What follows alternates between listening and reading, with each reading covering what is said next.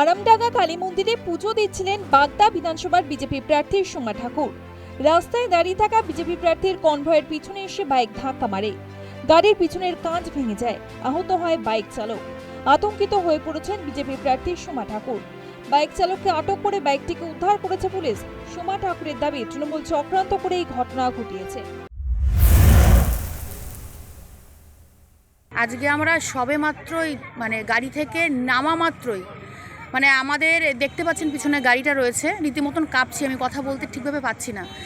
যে সারা পশ্চিমবাংলায় তৃণমূলীরা যেভাবে সন্ত্রাস করছে, যেভাবে মানুষের প্রতি এত হিংস্র হয়ে গেছে, তার যে জলজ্যান্ত প্রমাণ আজকে আমি হব, আমি নিজেও বুঝতে পারছি না।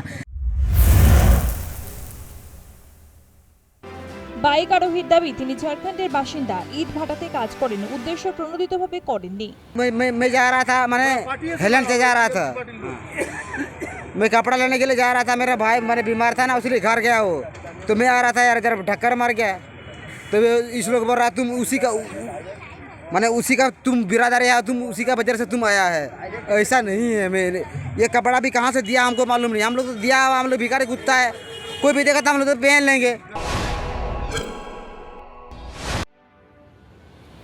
চোপড়ার মাঝিয়ালিতে কংগ্রেসের প্রচারে হামলার অভিযোগ তৃণমূলের বিরুদ্ধে। অভিযোগ অস্বীকার করেছে তৃণমূল। এলাকায় ব্যাপক উত্তেজনা সৃষ্টি হয়। ঘটনাস্থলে যায় পুলিশ এবং কেন্দ্রীয় বাহিনী।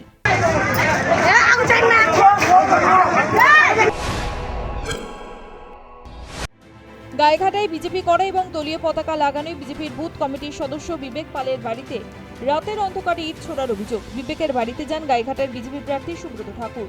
তৃণমূল পঞ্চায়েত সদস্য বিশ্বজিৎ মণ্ডল ও তার দলবলের বিরুদ্ধে অভিযোগ তুলেছেন বিবেকের পরিবার ও সুব্রত ঠাকুর।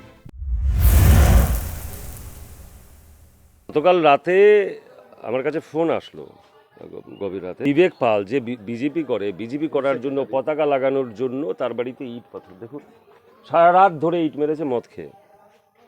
যে বিশ্বজিৎ মণ্ডল আছে এখানে, বিশু মণ্ডল ওরফে বিশু মণ্ডল, যে মেম্বার তৃণমূলের, এখানে দল বল নিয়ে এসে অকথ্য গালাগালি, সকালবেলা থেট দিয়ে গেছে, কালকে থেটের পরে তারপরে বাড়িতে ইট পাথর মেরেছে। এই যে কালচার গাইঘাটাতে ছিল না, এগুলো কোথা থেকে আমদানি হয়েছে?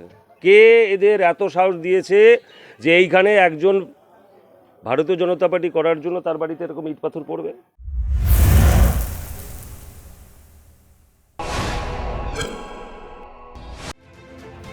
বাসন্তী আমঝাড়া গ্রাম পঞ্চায়েতের অধীনে 49 নম্বর বুথের তালদাহ গ্রামে বিজেপির পতাকা লাগানোকে কেন্দ্র করে ঝামেলার সূত্রপাত।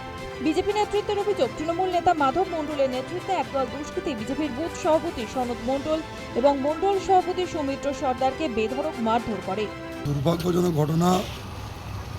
নির্বাচন কমিশনারকে আমরা বহুবার জানিয়েছি, বাসন্তী বিধানসভার মানুষ চাইছে বিজেপি আসুক, কিন্তু এখানকার যে সমস্ত নেতারা রয়েছে প্রকাশ্য অবমঞ্চিত হুমকি দিচ্ছে, গ্রাসরুট থেকে হুমকি দিচ্ছে যে বিজেপির কোনো অ্যাক্টিভিটিস কোনো কর্মী করতে পারবে না।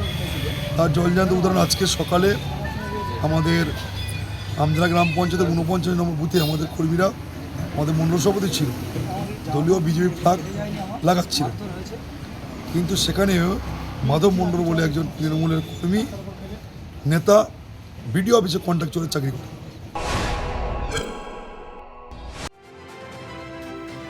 রামের ছবি সহ গেরুয়া ফেস্টুন খুলে পৌরসভার আবর্জনার ভ্যাটে রাখার ঘটনায় উত্তেজনা ছড়ায় বালুরঘাটে।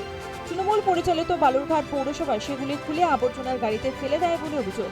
আবর্জনার গাড়িটি আটকে শহর মণ্ডলের সভাপতির নেতৃত্বে বিজেপি কর্মীরা বিক্ষোভ দেখান।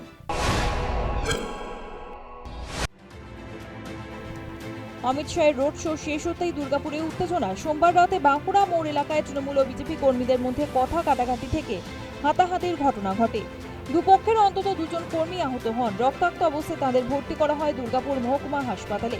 হাসপাতালে যান দুর্গাপুর পশ্চিমের বিজেপি প্রার্থী লক্ষণ চন্দ্র ঘড়ি এবং তৃণমূল প্রার্থী কবি দত্ত।